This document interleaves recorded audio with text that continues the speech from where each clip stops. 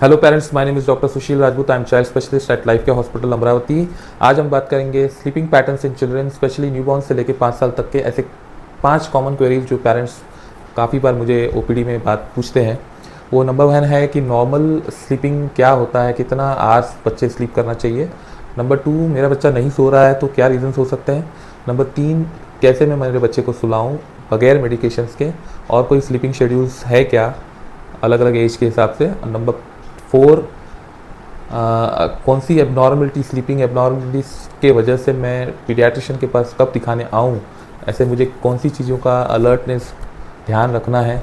और नंबर 5, बच्चों के साथ साथ हम हमारा ख्याल, हम हमारी स्लीप कैसे मेंटेन रखें ताकि हम हमारे जॉब में फोकस कंसंट्रेट कर पाएँ। ये कॉमनली क्वेश्चंस पूछे जाते हैं। इसके अलावा एक और कॉमन क्वेश्चन पूछा जाता है, वो है कि मेरा बच्चा रात में ज़्यादा जगता है, दिन में सोता है, स्पेशली 3 महीने 6 महीने वाले जो बच्चे हैं, तो इसके पीछे क्या रीज़न्स हो सकते हैं और उसे कैसे हम टैकल करें। तो देखते हैं 1 बाय 1 सारे क्वेरीज इस वीडियो में।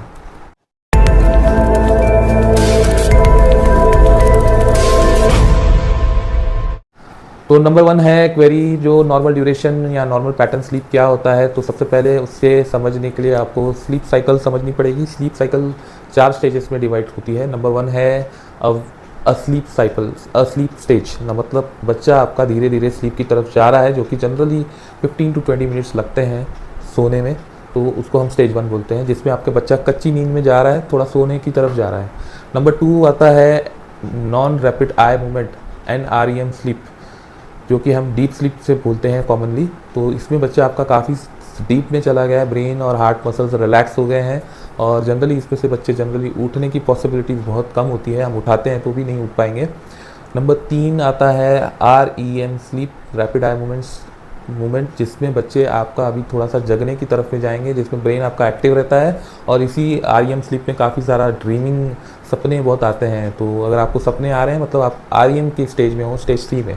और स्टेज 4 इज़ अवेकनिंग, मतलब आप जग चुके हो, जग रहे हैं, जा पूरी तरह से अलर्ट आने में थोड़ा सा 10-15 मिनट में आप आने वाले हो। तो ये stages throughout the ages रहेगा, मतलब ऐसा नहीं है कि सिर्फ बच्चों में होता है, एडल्ट में भी यही स्टेजेस होता है, बट ड्यूरेशन वेरी करेगा, मैंने यहाँ पे दिखाया है। तो क्या क्या डिफरेंस होते हैं और क्या क्या कितने ड्यूरेशन होता है एज के हिसाब से मैंने यहाँ पे दिखाया है। न्यूबॉर्न में 18 आवर्स to 20 आवर्स, उसके अलावा 3 मंथ्स में फिर आपका थोड़ा सा स्लीप कम होगा, अराउंड 15 से 17 घंटे। 6 मंथ में देखो आप फिर से थोड़ा सा स्लीप कम हो जाएगा, 14 to 17 आवर्स। 1 ईयर में 12 to 14 आवर्स, 2 ईयर में 10 to 12 आवर्स, 5 ईयर्स में 8 to 10 आवर्स, और एडल्ट स्टेज में आप देखेंगे तो 7 to 9 आवर्स का स्लीप होता है। और ये देखिए स्लीप रिग्रेशन होते जा रहा है जैसे जैसे एज बढ़ते जा रहा है। तो इसके पीछे स्लीप रिग्रेशन का मतलब स्लीप कम क्यों हो रहा है, उसके पीछे रीजंस रहता है कि जैसे जैसे बच्चे का एज बढ़ता है नए नए डेवलपमेंट्स होते जाते हैं, उसकी बॉडी में चेंजेस होते जाते हैं, उसके ब्रेन में डेवलपमेंट होते जाता है, नई नई चीज़ें सीखते रहता है बच्चा, स्किल्स डेवलप करता है, सीखना, उठना बैठना सोना ये सब डेवलप होते जाता है। तो उसके वजह से उनकी स्लीप धीरे धीरे धीरे कम होते जाती है, तो इसी वजह से उसको हम स्लीप रिग्रेशन बोलते हैं। दूसरा जो मैंने यहाँ पे आपको बताया है, रिकमेंडेड स्लीप कितना होना चाहिए हर एक बच्चे में, जो बताया अभी 10 to 12 जो भी जितने भी बताए हैं, तो वो रिकमेंडेड है। इससे आप एकदम फिक्स ना रहें कि मेरे बच्चे में अगर 3 साल का है तो सोना ही चाहिए 10 से 12 साल, ऐसे नहीं हो सकता है। उसके पेरेंट्स जेनेटिकली भी हो कि पेरेंट्स ही कम सो रहे हैं, तो बच्चे के बीच में 6 घंटे या 8 घंटे में उसकी नींद पूरी हो जा रही है और फिर भी बच्चा एक्टिव है। अगर आपका बच्चा एक्टिव है, अगर आपका बच्चा टायर्ड नहीं है, आराम से फुल एक्ट कर रहा है और 6 घंटे या 8 घंटे में ही उसका नींद हो जा रहा है 3 साल के बच्चे या 4 साल में, तो उससे ज़बरदस्ती 10 से 12 घंटे की नींद देना है, मेरे को सुलाना ही है, ऐसे ना करें। तो हर एक की बॉडी अलग अलग वैरी करती है, ये रिकमेंडेड है 10 से 12 साल, तो उतना ज़बरदस्ती ना करें कि भाई मैं बोला गया है तो उतना ही देना चाहिए। तो आपका बच्चा अगर एक्टिव है, दिन भर में अच्छा परफॉर्म कर रहा है in 6 to 8 hours, then is also okay, no problem in that. अब क्यों बच्चे ऐसे, कॉमन क्या रीजंस है जिसकी वजह से बच्चे जग सकते हैं या स्लीप कम करते हैं या नहीं सोते हैं। तो नंबर 1 है कि भूख लगने की वजह से, स्टमक साइज छोटा है तो डेफिनेटली ज़्यादा भूख लगेगी, तो इसलिए वो जगते हैं। नंबर 2, दांत डेवलप होते हैं, 6 महीने के बाद दांत आना चालू होता है तो थोड़ा दर्द होता है। नंबर 3 आता है डायपर, अगर किसी ने ज़्यादा टाइट वाला पहनाया है, कम छोटी साइज़ वाला पहनाया है, तो उसकी वजह से नंबर 4 आता है, कभी कभी सुसु पॉटी करते हैं उसकी वजह से जगते हैं।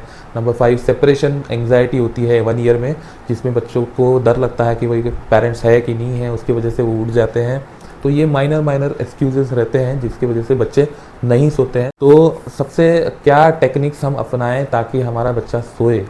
तो सबसे पहले तो आपको हाइजीन मेंटेन करना पड़ेगा, स्लीप शेड्यूल्स बनाने पड़ेंगे।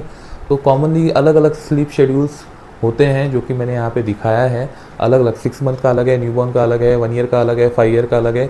तो ये आप फॉलो कर सकते हैं। हो सकता है ये आपके शेड्यूल से मैच ना करें क्योंकि आप जॉब में हैं, वर्किंग है, क्या है, तो लेकिन आप जो भी शेड्यूल बनाते हैं तो उस शेड्यूल को आप अपने शेड्यूल के साथ मैच करके, लेकिन वो डिसिप्लिन रखो, मतलब रेगुलर सेम शेड्यूल मेंटेन रखो, उसको इर्रेगुलर मत करो। अगर आप इर्रेगुलर करोगे तो बच्चा आपका सोएगा नहीं। और साथ साथ में इस शेड्यूल के अलावा साथ में आपको स्लीपिंग एक एनवायरनमेंट बनाना पड़ेगा। जैसे आपको थोड़ा सा लाइट कम करना पड़ेगा, इलेक्ट्रॉनिक आइटम्स बाहर रखने पड़ेंगे, बच्चे को थोड़ी सी स्टोरीज सुनानी पड़ेगी, म्यूज़िक थोड़े से लो वॉल्यूम में लगाने पड़ेंगे, पेरेंट्स साथ में होने चाहिए, मदर फादर साथ में रहेंगे, लाइट्स थोड़े डिम हो जाएंगे। तो ऐसे में बच्चे को भी लगेगा कि now is a sleeping time, now we have to sleep. तो ये सब चीज़ें आप करोगे, इसको बोलते हैं स्लीप हाइजीन, इसको बोलते हैं आप करोगे तो डेफिनेटली आपका बच्चा टाइम पे स्लीप करेगा। सुबह में थोड़ा जल्दी उठाएंगे तो बच्चा आपका दिन में थोड़ा सा फ्रेश रह के आराम से रात में जल्दी बेड पे चला जाएगा और बेड पे सोना चालू करेगा। और सबसे इम्पोर्टेंट क्वेरीज ये रहता है कि रात में जो बच्चे जगते हैं और दिन में सोते हैं, वो न्यूबॉर्न्स 3 महीने के जो बच्चे रहते हैं वो स्पेशली कंफ्यूज्ड होते हैं कि भाई डे क्या है, नाइट क्या है। तो जैसे एज बढ़ेगी तो वो नॉर्मल पैटर्न में आ जाएगा, आपको पैनिक होने की ज़रूरत नहीं है, ये नॉर्मल होता है और अपने आप नॉर्मली हो जाएगा। तो अगर आपका बच्चा डे में स्लीप कर रहा है तो आप उसको क्या दिन में थोड़ा सा उठा सकते हैं, उसके साथ खेल सकते हैं, उसको थोड़ा सा डाइवर्ट कर सकते हैं, इधर उधर थोड़ा म्यूज़िक सुना सकते हैं। जैसे वो आपका डे टाइम में जगेगा तो रात में सोना चालू करेगा। तो यही एक चीज़ करनी है आपको ताकि बच्चा आपका रात में सो पाए। अब ये ड्यूरेशन में हम हमारे स्लीप पे कैसे फोकस करें? अब अगर आप प्रॉपर स्लीपिंग बच्चों का रखेंगे तो आप अपना भी स्लीप बराबर कर सकेंगे। बच्चा सो रहा है तो डेफिनेटली आप भी सोएं, जल्दी सोएं, मोबाइल आइटम्स कम करें, क्या कॉफ़ी टी ये थोड़ा कम करें, स्मोकिंग अल्कोहल कम करें, एक्सरसाइज मेंटेन रखें, स्ट्रेस लेवल कम करें और डेफिनेटली आप अपने आप को रिलैक्स रखें तो आपका भी कंसंट्रेशन और फोकस बढ़ेगा। अब किन चीज़ों में, कौन से स्लीपिंग एबनॉर्मलिटीज़ में आपको पीडियाट्रिशियंस के पास दिखाना चाहिए?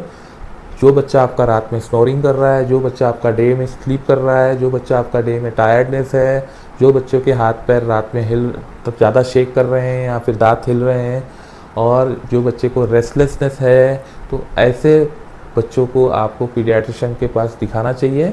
और जिसको नींद आने में 2-2 घंटे लग रहे हैं, ताकि पीडियाट्रिशियन देखेगा, असेस करेगा और कुछ इंपॉर्टेंट इन्वेस्टिगेशंस करेंगे और उसके हिसाब से, कॉज के हिसाब से ट्रीटमेंट बताएगा आपको। तो आई होप मैंने सारे क्वेरीज स्लीपिंग से कनेक्टेड आपके क्लियर किए हैं। फिर भी अगर कुछ क्वेरीज बाकी हैं तो आप कमेंट सेक्शन में पूछ सकते हैं, हम डेफिनेटली रिप्लाई करेंगे उसको। ज़्यादा से ज़्यादा पेरेंट्स में शेयर करें ताकि बाकी पेरेंट्स जो फ्रस्ट्रेटेड हैं, जिनको परेशानी हो रही है कि बच्चा सो नहीं रहा है, तो वो रिलैक्स हो जाएंगे इस वीडियो के माध्यम से। तब तक के अपना ख्याल रखें, अपने बच्चों का ख्याल रखें। Thank you very much.